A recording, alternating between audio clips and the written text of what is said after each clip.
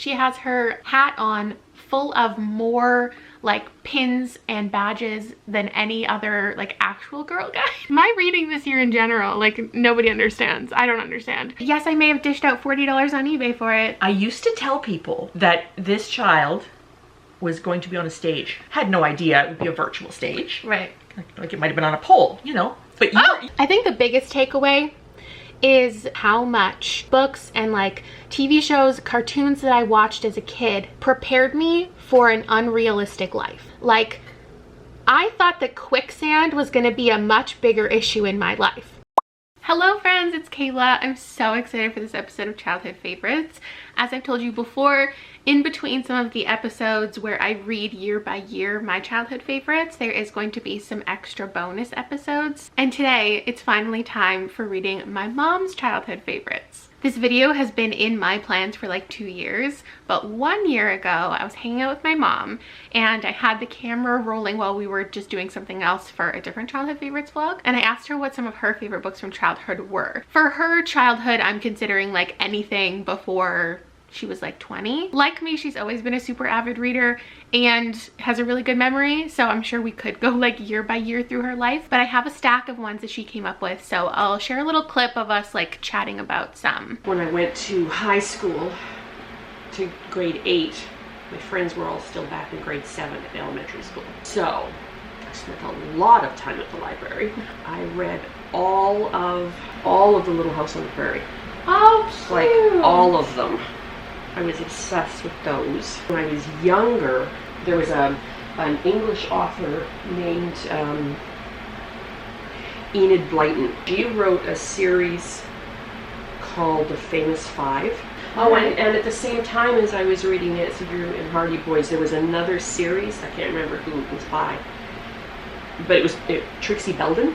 She was also a teenage detective. Her boyfriend's name is Ned, and his 2 best friends went out with her 2 best friends, you know. Do you remember any like required reading you had in high school? It was actually a book that a teacher read to us. Oh. It was in like grade 7. His name was Mr. Jackie Beck. How do you remember that? He made a big impression. The Bridge Over something. The Bridge Over San Luis Obispo or something like that. The number one obvious read for me would be Nancy Drew. Like, oh, there's some Trixie Belden in here, but this is my mom's Nancy Drew collection that I have just stolen from her. But I've already read that entire collection in my life, and also I've read some Nancy Drews already for childhood rereads, but I had never heard of Trixie Belden before, so I picked up a bunch of books from the thrift store, and I picked up a bunch because I was sure that there was going to be ones that actually jogged her memory that she specifically read. And also I wanted to see if a certain edition was something she remembered, because if you ask my mom, she can tell you exactly like how old she was when she read these editions versus these editions and where she bought them. And I thought it might be the same with Trixie Belden, and it was. So I have these 3 different like styles, and I showed her all 3 and she was like, oh yeah, this is it. This is the one that I read. Oh my god, there's a hand on the cover. I swear I didn't notice that until now. And it's funny because this is the only one that I actually found in this edition. I only found one of the blue ones, and then I found a whole bunch of paperbacks. One of them has a blue spine, one of them has a pink spine. I don't really know the difference. I literally haven't even looked at these covers. I picked these up like last summer and I've just been holding on to all of them. She knew when she saw this style that this is the ones that she was collecting. I don't know why she would have collected all the Nancy Drews and the Hardy Boys, but didn't hold on to Trixie Belden. Maybe she read these like earlier. I don't know, we'll have to ask.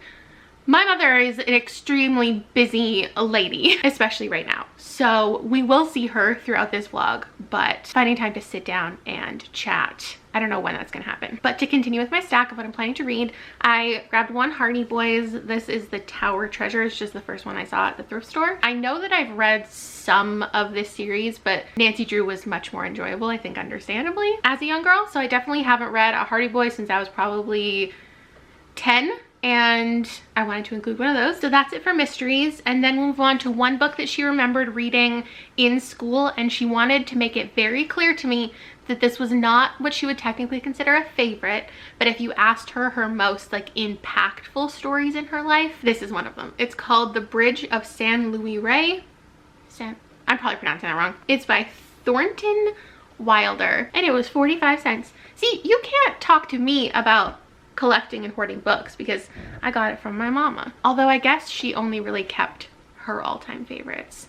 Which brings us to Sci-Fi. I've talked to you many, many times, mentioned many times that my mom is the reason for my love of horror, my love of Stephen King. I've never really talked about the fact that my dad has had a huge impact on my horror love as well, because he introduced me to so many like 70s, 80s, 90s horror movies and just like cinema in general. But in the weird plethora of 80s and 90s movies that my dad probably introduced me to, like Starship Troopers and Tremors, also includes Dune. This is one of my mom's all-time favorite books. This is her original copy. Her name is in there. And I've known for years that I was going to read this at some point and that you were all gonna question me. But now everyone is reading Dune anyway because of the movie. So I have seen the movie. I'm actually very well versed in the story of Dune. It's very familiar to me. I have never fully read the book. As far as my mom's bookshelves go, I tried out like every book growing up on her shelves, and I always just ended up with the mysteries and the thrillers and the horror, and sci-fi was her thing. But I grew up with so much sci-fi in the house. Like every single day we were watching Star Trek or The X-Files and whatever else I'm putting up on the screen right now. Science fiction has always been a very large part of the media I consumed, though I didn't always love it or seek it out. And since the movie just came out, me and my mom are gonna watch it together. The other one I had to pick up on my own, and let me tell you, finding a non-ugly cover of this and like one of the more original editions is pricey. That yes, I may have dished out $40 on eBay for it, and it's called Have Spacesuit Will Travel, Robert A. Heinlein. And when I showed her this and I was so excited that I found it, she said that this is the edition, the same cover and everything. There are so many covers of this book, you guys. This is the one that she owned. I used to really hate mass market paperbacks, but there's something about having these and how like worn and used they are that it's just making me very happy. And then lastly, in a very different vein, we have Little House on the Prairie. This is by Laura Ingalls Wilder, and I know that I owned this, but I can't remember if I've read it. So I'm excited to go through it and to see if it jogs my memory. But this is my TBR for the week or so.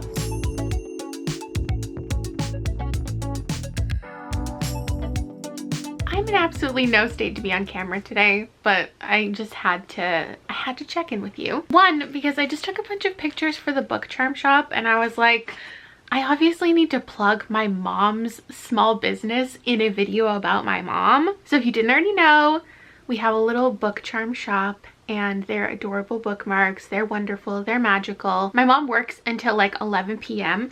at night and then comes home and spends like a couple hours in her little craft corner making book charms, and it's like her cool down, calm down, like relaxing part of her day that she really enjoys. And I don't think another batch will be done like before this vlog's going up, so I have a couple of them with me today. They're all pretty much sold at this point and they're all about to ship out, but there are always more coming, so I'm gonna link it down below so you can, you know, follow the Etsy shop. Also, some people have requested little Christmas cards because maybe they're buying it as a gift for like their significant other who watches my channel, and it's just so cute. So anyway, that's what I'm up to. I also needed to check in because I was not planning on reading this first. I wanted to start it because it's my longest thing, but I was planning on finishing like 3 other books while I was reading this all week. It's funny because I feel like you're expecting me to say like, oh, I started it but I'm DNFing it, but what I'm actually about to tell you is that I started it and I can't stop reading it and I love it so much.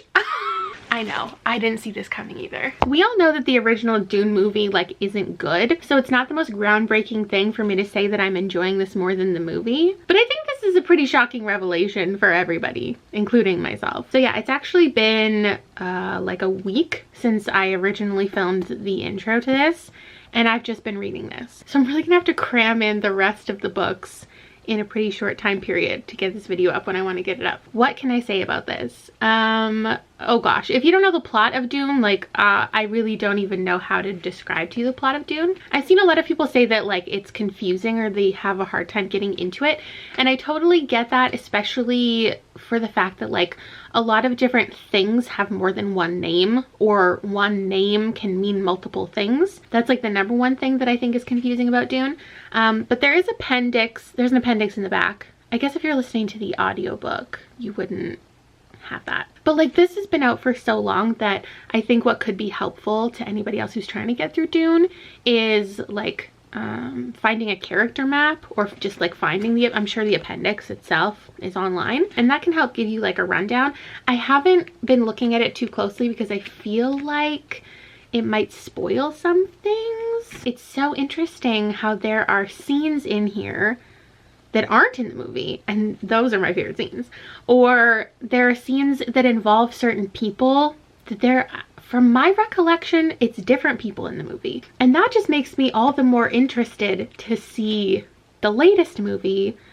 I haven't looked at any of the cast. Like I know who, you know, Zendaya and Timothée Chalamet play, but beyond that, I don't actually even know who's in the movie or what characters are in the movie. I've really, really wanted to read this to completion before even like looking at anything. I have barely even watched the trailer. So now that I know what's in the book versus what's in the movie, I'm even more interested to see what's in the movie this time. My favorite character will forever be Duncan Idaho.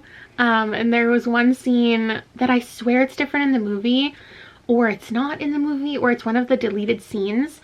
But it like, so it's like the whole planet is dry. Like that's the whole point. There's no water. Moisture is held to a really high like importance, and you really savor it and whatever. And there's this one scene that I just love so much. Somebody spit, and then everybody in the room like stands up to like freak out, and then Duncan is like, hold, and then he has to tell people that the spitting is actually like a sign of respect. It's not like a disgraceful thing. And now pretty deep into book 2, we have introduced Chaney at this point, or Chani, depending on how much you want to respect the pronunciation. That's something I'm interested to see in the movie too, is how things are pronounced, because Frank Herbert, the way that he pronounces things is different than like the technical origin of those like names and words. But since this is so far in the future, it's like, is it an intentional thing that he changed language and wanted to show how these pronunciations have changed? Or is it just like an ignorance thing that he didn't know the proper pronunciation of, especially like all of the Arabic influenced language? Anyway, there have also been a couple like reveals that I didn't really remember, or they just feel like they have more of an impact in the book. I put 2 tabs on this page. I don't know why. Oh, it was when he originally met Hera, and the implications that come along with that, and Paul's responsibilities because of what he just did, which was a bit of an emotional scene. Yeah, I have a lot of feelings about Dune, and I actually think I'll probably finish it by tomorrow, so I can tell you my final rating. All I know is I'm really serving looks in this vlog. I really should have gotten a coffee. I'm so tired. I'm gonna pretend I'm awake. Okay. Just a lot of life right now. I've lived a lot of lives these last couple weeks. Also, Liam is currently on 2 hockey teams. A lot of early hockey, a lot of late hockey. Hockey every day. Okay, Dune. You know, my reading this year in general, like, nobody understands. I don't understand. It's been a weird time overall. So the fact that I'm giving Dune 5 stars, it's like, I feel like not even shocking at this point, because it's like nothing that I am doing makes any sense. I'm hot.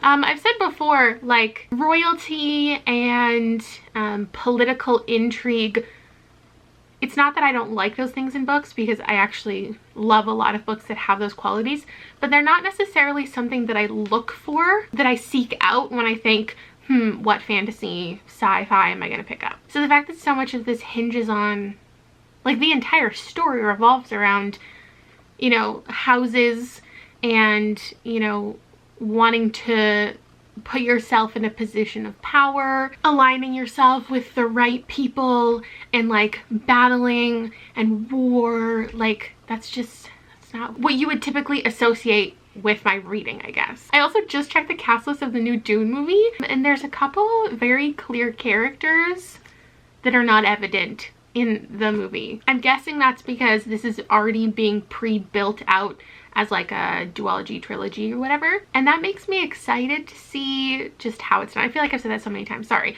I'm just really excited to watch the movie, which is like why most people are reading Dune this year. My favorite part about Dune is the little excerpts that we get from Princess Irulan, is that how you pronounce that? Her tales of life. So there's not like a lot of things that I feel like exist in spoiler territory with Dune. So many things are already set up from the beginning, or she introduces what's about to happen in the section of the book before it actually happens. So like, you know, people who are gonna die, you know who people are gonna be together, you know the people that are going to be traitors, and there's also a lot of like visions of the future and knowing what's coming. Part of the whole allure, or like the whole allure of the spice, and the reason that everyone is battling over this thing, is because the spice does a lot of things for your mind and for your consciousness. And that's something I always love reading about, is a character who like has to figure out when they're existing, when they have this like thought and they're like, is this a future thought? Is this a vision? Or has this already happened? There were a couple things at the end though that surprised me, and it's making me want to pick up the sequel. The grander understanding of the story that Dune is trying to tell isn't completely explored in here. So there's obviously opportunity, and there's a necessity for things to like come full circle and like really accomplish what they're trying to accomplish, because I went into this expecting what I understand the entire series to be, but I'm now realizing that the second book, a lot happens in there that I assumed happened in here. So just like the full circle of Paul's being seen as a messiah, and like the point of that whole thing. Anyway, let's enjoy this moment.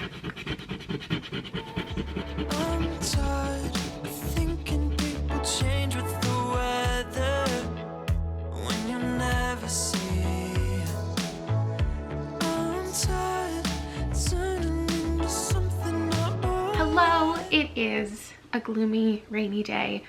The perfect day to read some mysteries. I actually already read this morning. I didn't even realize that this was the first book in the entire Hardy Boys series. Like, how did I not realize I was reading the first one? How did I manage to pick that up? I'll talk to you about that in a second though. And then I'm gonna read Trixie Belden after that.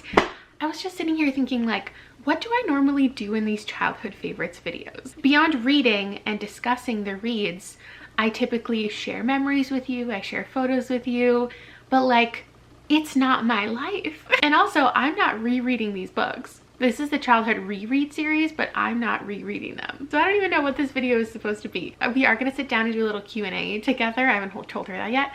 She just thinks we're getting together to watch Dune, but I have informed her at some point in my life that I will be interviewing her. So outside of that, it's like, whose memories am I sharing? Mine of my mother? I can tell you, I don't know, maybe I should share with you things that I've learned from my mother. I do have one cute little photo that I love of her getting her diaper changed when she was a baby. My mom was born in Saskatchewan, and then I don't know when they moved to the Okanagan in BC. Maybe like 5 years old, let's just make that up. She was born a couple days before Christmas. My dad was born a couple days after Christmas. So she's a cusper, but she is in a Sagittarius. What that means, I don't really know. I'm also gonna have to make her take the Enneagram quiz so we can talk about if she connects with her zodiac sign and her Enneagram number. Actually, let me sit down over here just because I have a little photo album, or it's not a photo album, it's just like a stack of photos. Here are photos of her with my baby. I made her a grandmother at a very, very young age. In this one, she's holding Liam and his best friend, which is very cute. Let me see if I can find a photo of her with my brother though. I think I am at the age that she would have had me. I think that's right. If she was born in 61 and I was born in 90 and Liam was born in 2010. Okay, I have two favorite photos of my mom. There's this one with her and my dad and my brother before I was born, when life was peaceful and simple. She still had her perm. Also in this one, I love this picture of her and my brother. I think she would have been like 26. And then this one, okay, she's barely in this picture, but this is us in Girl Guides. We were in Girl Guides together. Well, I was in Girl Guides, she was a leader, but I basically forced her to join Girl Guides when I was in like grade 1. All my friends were in Sparks and I wanted to join Sparks, and I made my mom come, and then like I feel like by the end of the day she was the Spark leader.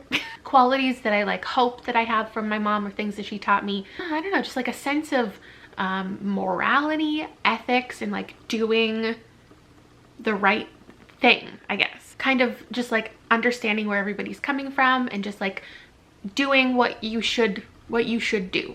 So she has like always been a Girl Guide leader and a Brownie leader, and she went through all of those years with me, and then she had the like invitation to become like the, I don't even know what it's called, I'll have to ask her, but like in charge of the entire city and every single like Girl Guide troop, like the overseer of everything. And like it's not something I feel like she was interested in, but she was like, this is what, I don't know, like I'm qualified, like I'm able, I'm the type of person who could take on this responsibility, and so she just did. So in this picture, I'm giving out some type of like badge or something, and you can see her in the corner, and she just looks so cute. She has little pigtail braids in. She has her hat on full of more like pins and badges than any other like actual Girl Guide. And she's just holding flowers to hand out, and she just looks so cute. So that's me. And then there she is on the very edge. This one she's caught a little off guard, but this was at a week-long camp that we went to. And I think they were called traders. That's what the things on your hat were called, because you would trade with other troops and other whoever. Good for her for like working a full-time job, being a manager at her job, being a manager of Girl Guides, and like taking off so many weekends and sometimes week-long time off just to like hang out with me in the woods and be a Girl Guide leader. Oh, just kidding. I have one more where we're hanging out on the beach. Let me see if I have any more like here that I'll pop up that I have on the computer, because I know there's one that I think is really cute. If I didn't have cheesies all over my face, that's my favorite. And if I have a wedding photo of my parents or photos of them together, then you're seeing them here because they're adorable. What else did I get from my mom? I think a sense of like independence. I don't know how to describe the last trait, but it has something to do with like staying in your lane and just like kind of doing your own thing and like not worrying about other people. Just a general like overarching respect, I think, is something that I've gained from my mom. Anyway, I'm gonna go off and read this, and then I'll come back and tell you what I thought of these. We're watching Dune. The only reason I got Rob to agree is because he's busy building his Lego. He's 7 hours in on his goddamn Ferrari. That's why. It's my hand. Look how big this thing is. He's basically my prisoner, and he can't go anywhere. So we're gonna watch this terrible 2-hour movie. The beginning is a very delicate time. I'm not the kind that takes away when it's over, and it's all for me. Okay, I finished the Trixie Belden. I'm making dinner now. It's very dark. I'm very sad about the time change. I'm sure everyone is, so everyone can relate to it just getting dark so early and just feeling sad. To go with the theme, I was thinking like I should make something, I should cook something that my mom would have cooked, but I honestly can't think of anything that my mom, you know how like there's family recipes that get passed down? I just don't think I really have that for anything that I would still like eat as an adult. And that's really no shade, it's just a fact. I guess technically like my dad has always been the main cook, and I'm excited to ask her why she thinks that like Nancy Drew had a bigger impact than Trixie Belden on her, because I have my thoughts on it. I preferred Trixie Belden over Nancy Drew, 50% because of the writing style and 50% because of the character herself. So when I read Nancy Drew in a childhood favorites, I talked about like how there are some things that absolutely bother me about this series and just in general, like books that are written in this time period, because obviously they have a lot of different language, both in the abundance of slurs that I have to read and also just a much more formal writing style. So something that I've noticed for all of the books, I also started that Have Spacesuit Must Travel book, which I have no idea what it's about, by the way. And all of the books I've read this week use the word, this is just one example, but the word presently. And it's used like a lot. Like on Dune, it was on, I would say, every single page. And also when I was reading Nancy Drew, I told you how annoying the writing style was with like not just using said, like Nancy said. It never said Nancy said. It was always like the young sleuth pondered, the beautiful young woman considered, the smart blonde bombshell exclaimed, and it was just, it's too much. Anyway, Trixie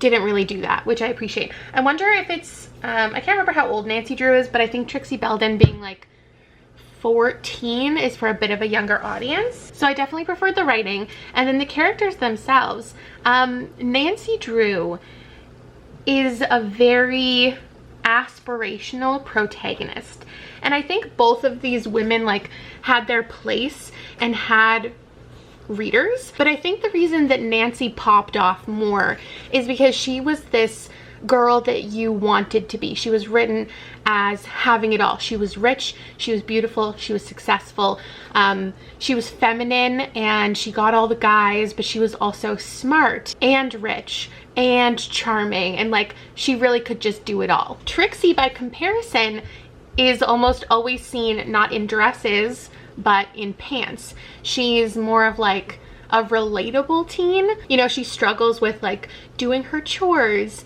and getting the guy and typical teenage stuff, and I think there are girls who preferred reading that type of protagonist, which I do, but I think a lot of girls like Nancy written as this superwoman was the thing to read and to aspire to. I know a lot of you have heard of Trixie Belden, but it's crazy to me that I had never until now. I'm not really going to give ratings for these.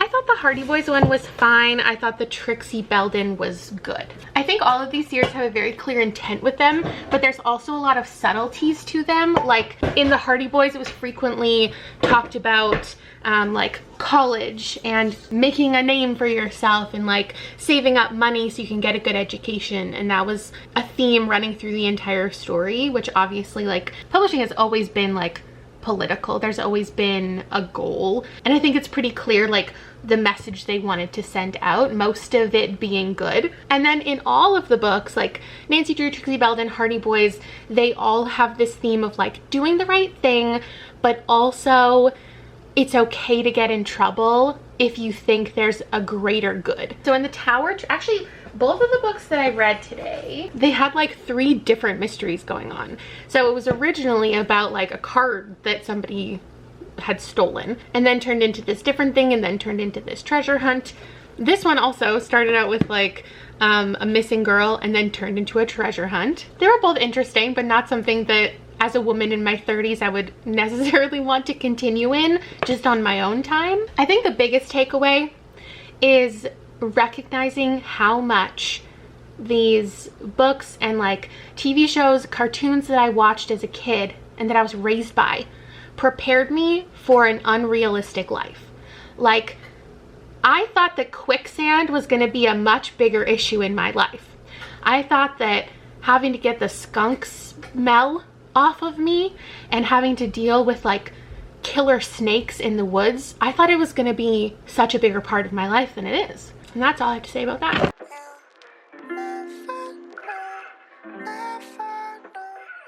Okay, today I have a bit of a drive to do, and I've decided to let you in on just my life.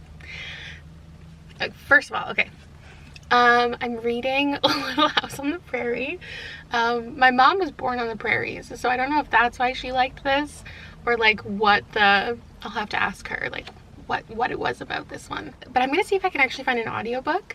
I know this doesn't need to be read as an audiobook, like it's a children's book. But yeah, I have a drive today because I am picking up a wheelchair for my dad, who it's just felt strange to like not talk about this part of my life over the last couple of months. It's starting to feel weird to not talk about it. So 2 months ago, my dad had a stroke. Like a significant stroke, like a detrimental stroke. And after 2 months in the hospital, he's coming home tomorrow. And I am off to pick up a wheelchair, which he will be in for the foreseeable future. I know they talk about like, it's really important to know the signs of a stroke, and if you recognize a stroke early enough, like there are things that can be done. And this was just not that type of scenario. So unfortunately, it was like 12 hours after the fact, before he got medical attention. He was alone and in the woods.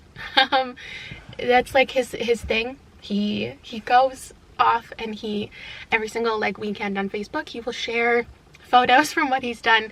My dad's a very active, busy guy. I've never seen him sit down for more than like 2 hours at a time. He's the reason for my love of waterfalls and camping, and he's always kayaking and spelunking, and like he's all over the place, and his life is gonna look very, very different now. It's a good thing I don't have a full-time job anymore, so I can spend more time taking him to his various physios and doing whatever needs to be done, and also taking my grandmother to all her appointments and helping out with her, because that's what my dad used to do, is do her groceries and take her everywhere she needed to go. And now my mom is supporting 3 adults on 1 income.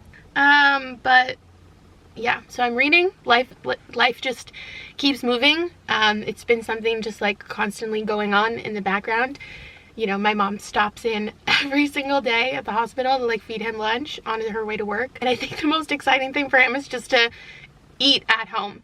But he's also not going to be able to cook for himself. And my mom works over like dinner time. So I just don't know. I don't know what life at home is going to look like until tomorrow. But I'm going to go do the things I need to do. And yeah, I don't know. I've been feeling so down, yeah. Can you tell me why? Can you tell me why I'm down, yeah? No friends of mine around, yeah. Sorry for the abruptness of the last clip. I'm back here again in the vehicle. Liam has a hockey tournament. We're in another city, and I'm just chilling in the vehicle. It was an early morning, but I have started 2 books now. I just started it, so I don't really know what I'm getting into quite yet. But it's pitched as they sell their old house and the family sets out for Indian country. So I don't know how I'm gonna feel about this one. And then I also started, like I told you, How Spacesuit Will Travel, which I like literally had no idea what it was about. This looks like a grown man, but in the story, like the beginning at least, how young was he? I don't know if it's that. Clearly my focus isn't perfect right now.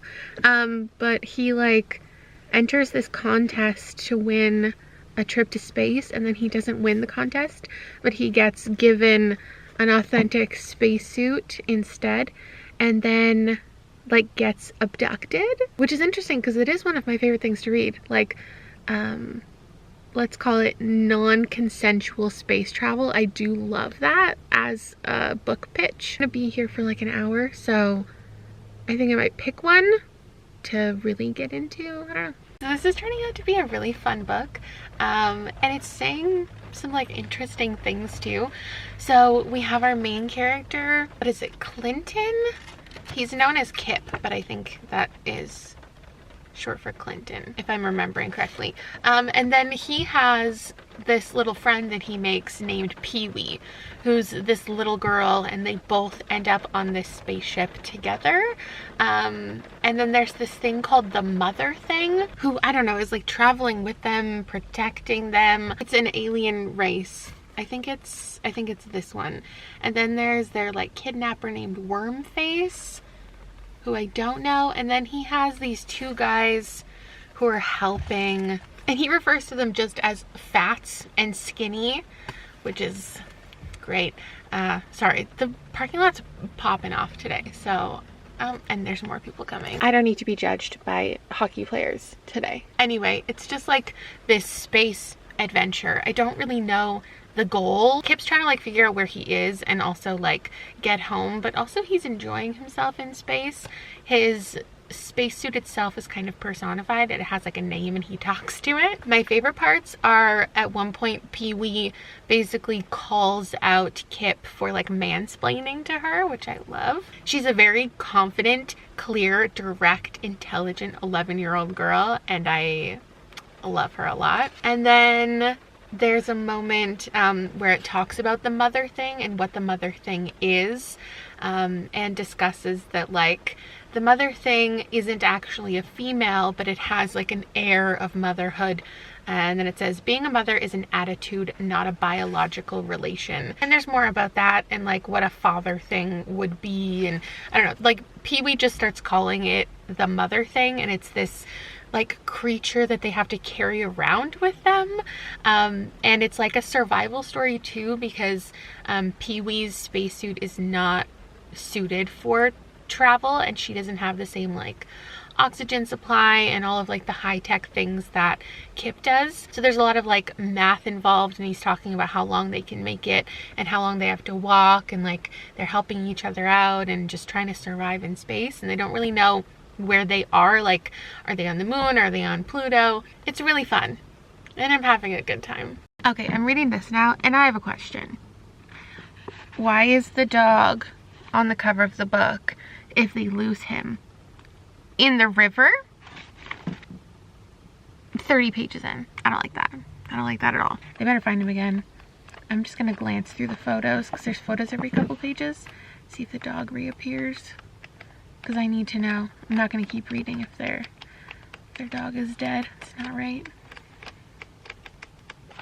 Oh.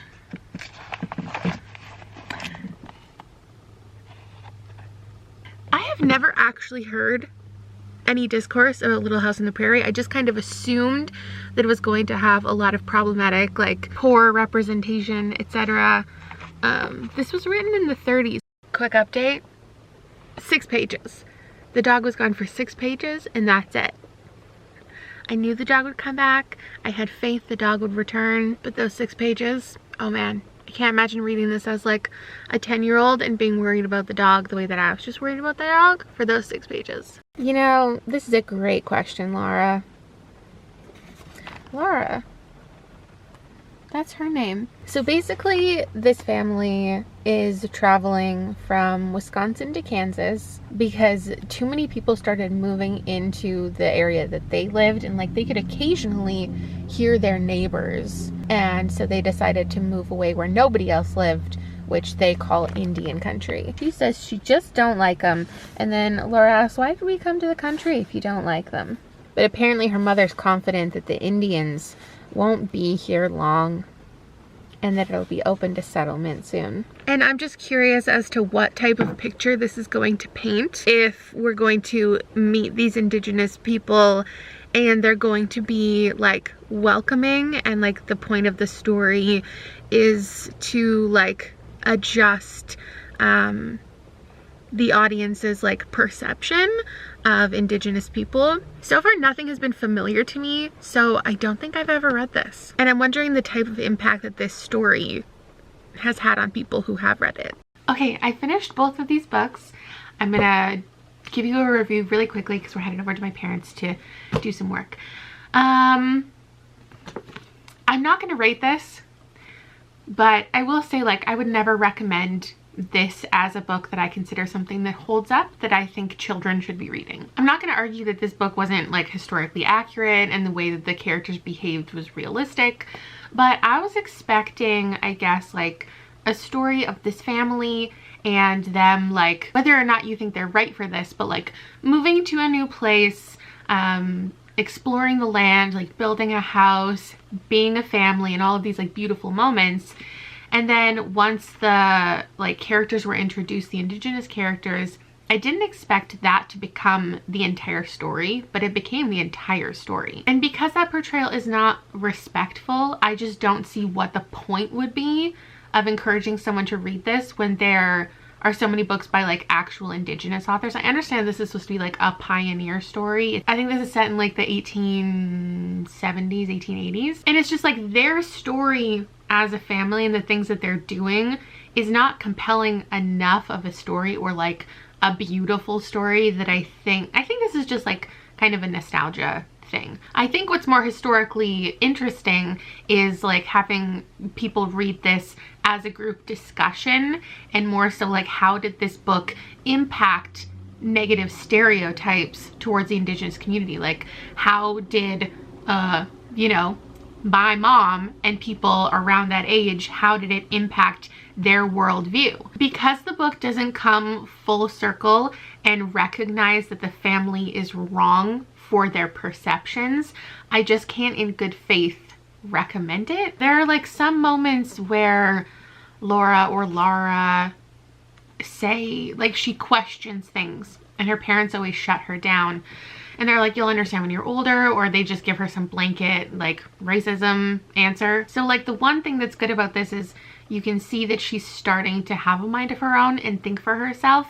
But because like the whole book is from the perspective of a child, it never comes back to like any real realizations. Because like at the same time as her dad is saying things like, oh, maybe like all Indians aren't bad, on the same page it has like that quote, the only good Indian, etc. And also like perpetuates wrong stereotypes about like, well, I mean the whole book is just like tribes are fighting. Tribes are always fighting each other, but they come together once a year for this big hunt. Or like every single time, I'm gonna say Indian because that is how it's referenced. Every time they reference Indians, it's how mean they are, how mean they look, how they come into the house and they steal food, and then they break into the house later and they steal all of the pelts the family's been collecting. So even if there are little moments of conversation where they're like, oh, maybe we shouldn't be so scared, maybe we shouldn't hate these people, there are still things running through the entire book about like how different they are and savage and inhuman, essentially. I'm just imagining like a First Nations kid going to school and the class like reading this. I hope that's not a thing that would happen in this day and age. This one, I don't know, should I rate? It would get a high rating, like a 4 probably. I really loved his dad in this book. His dad is just super supportive and he wants to see his kid go to space and he wants him to be successful at everything he puts his mind to. They even have a conversation about like that it's okay to cry, which I just feel like in this generation, I mean forever, boys have been told that like they shouldn't cry. But I really loved that moment where he was like, it's okay to cry. Like society doesn't think it's okay, but you have a good cry. I really didn't know where it was gonna go because of when this was published. I was like, is this gonna end in like a this was all a dream thing, or he imagined it all? Is this gonna be real life, and like what's gonna happen from here? I quite liked the journey that we went on. Again, there's some language things that I don't love, but they definitely reflect the time period. This was just a really fun, this was a fun one. We just finished Dune. I give it a 4 out of 5. For the context of my video, I need to know when you read these. When you read because of that teacher. Grade 7. Oh my goodness, I'm like grade 3, grade 4. Were you reading Trixie Belden at the same time as Nancy Drew? Or did Trixie Belden come before Nancy Drew? Oh no, I was reading Nancy Drew and Trixie Belden and Hardy Boys like all at the same time. Okay, how come you had no copies of Trixie Belden? That's my number one question. I don't know. I liked this more than Nancy Drew. Yeah. You did too? Yeah. Oh, interesting. When did you read Dune? Like for the first time? It had to be high school. Okay. How many times have you read it? Oh, like a dozen. And the most recent time was like a year ago? Yeah. Okay, and then this one... Again, like in grade 4, grade 5. I remember being really enthralled with it and getting really, really interested in science fiction after that. I should have made you read like one of these for this vlog, but life is chaotic. Yeah. I put on Instagram questions to ask us questions. Should I be afraid? It's all just gonna be about books. This only talks about like your childhood favorite books, but a bunch of people are asking just what's your favorite book. I don't have a favorite book. Oh no. I have favorite authors. I enjoy Stephen King's writings, not necessarily the genre. Like I don't go seeking that genre. If you could only read sci-fi for the rest of your life or horror for the rest of your life, you're picking sci-fi. Yep. Yeah. Okay, what's your favorite genre? Is it not sci-fi? No. Is it fantasy? Yes. What's your favorite fantasy book? I don't think you've ever lent me a fantasy book. Because you don't like them. I read, that whole shelf is fantasy. But not your type of fantasy. See, if I were to tell you I had a book, oh, this is about dragons, you'd be like... No. See? Okay. This is about elves. No. Right? Okay. I like magic when it's real. So it's just like a girl who's like a little magical. You like a whole magic Yeah. system. Like, you've never read probably Pierce Anthony. Magical, transformational, Right. Humorous. Oh. See, you don't like. Yeah, no. I have another favorite author. His name is Jack Chalker. Another thing that I like that you don't is like when it takes 7 or 8 books to tell the whole story. Okay, people are also asking like what's the best book that I have lent to you? Or like what's the most success we've had with you taking something from my bookshelf? And I wanted to say like the Wayward Children series. Yeah, I like those. Because that's like the only series that I've read that deep into and continue to enjoy. My mom's not the type of person to like rate a book. So it's not like, I'm like, what'd you give 5 stars? It's like, what? I don't, you don't do that. I don't do that. The one I'm reading right now, the one, The Gathering of... Oh, the V.E. Schwab. Yes. Yeah, you gave me several of her books and I really like her. I like her stories. I like her writing. Oh, okay. What are your top 3 favorite Stephen King books? The Talisman. It. I was really caught up in The Gunslinger, but I hated the ending. How was Kayla when she was little? What does that even mean? Let's not answer that. Somebody asked. Oh, I can answer that. No, I can. Somebody asked. If I had just one word? One word. No, I don't want to know. Yeah. Okay. Determined. Oh. Hey, that's nice. That's nicer than I thought it was gonna be. I used to tell people who would listen to me that this child was going to be on a stage. Someday you would be on a stage. Oh yeah. Had no idea it would be a virtual stage. Right. Like it might have been on a pole, you know. But you were gonna find an audience. Right. And I said that when you were a little kid. Yeah. Yeah. I talked about that in a childhood favorite. I think it was my 7th grade one when I changed my name. Oh god. Because and then I started entering poetry competitions. Yes. Yeah. Because I was like, I'm gonna be famous. Yeah. Oh, somebody asked your favorite crystal. I love that question. Favorite crystal? Do you have one? I don't. Do you believe that crystals like...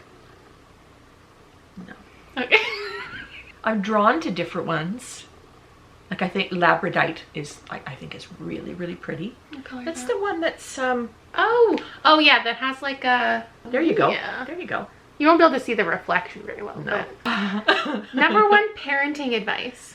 I think don't expect your child or don't live your life through your child. Yeah. Your child is their own person and their behavior, good or bad, is not necessarily a reflection on you. Like they're their own person. You can guide them, but you can't make them. Yeah, I feel the exact same way. Ooh, what's your Enneagram? Do you know your Enneagram? You watched my Enneagram video, yes? Where I read like my Enneagram? Yes. And did you take the quiz after? 'Cause I feel did. I took it 3 times, but I got different numbers. The fact that you watched that video and then immediately took the test, which I predicted you would, I think makes you a 5. Yeah. I think, okay. I got 8 once. I fucking knew it. Okay, I was talking I earlier. got 5 twice and 8 once. Because I was like, I wanted to predict your Enneagram because I thought maybe you would know it. And I was like, she's either an 8, because I'm an 8, or she's a 5. Rob is a type 9 because he's just like a go with the flow. Yes. Like, I'm not gonna make any waves. Yep. We're just gonna go Yep. for it. Yep. Dad's a 7 because he's just like chaotic Yep. and on the go all the time and just like can't sit still. Was. Yep. Was. Yep. I was thinking we should start like an Amazon wish list is what I think would be interesting, because there's all the things that the Red Cross gave Yes. that you need to like replace. Yes.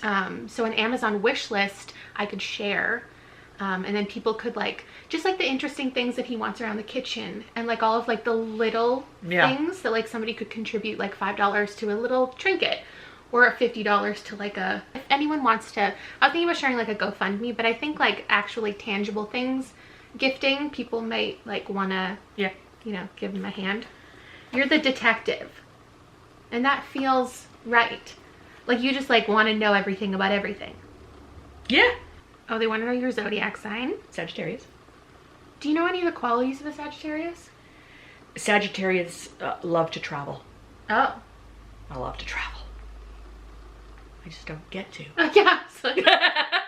Do you watch all of Kayla's videos? You know what's fun? My mom is a channel member, so she not only watches all my videos, but pays to watch more.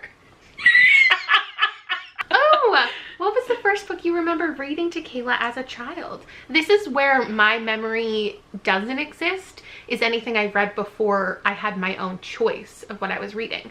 So I don't know any books that I read as a toddler or kindergartner. Your grandparents bought you the Beatrix Potter set. The one about rabbits? Yes. Interesting. Okay, I think that's it. Okay. Final review of Dune. We liked it. I liked it. 2 thumbs up. There's some weirdness that like They took a couple of liberties. yeah. A lot of things I was expecting to happen aren't, but I'm okay knowing that it's going to be a series. Yeah. Everyone's complaining there's not enough Zendaya in it, which I think is fair because everyone loves her. But like it fits. But okay, but they just met yeah. at the end of this movie, right? And she's not in the book that much. This one, she's not in. Right. She's read the whole series. She knows more than me, and she keeps almost spoiling things. So I have to finish the series. Okay, bye.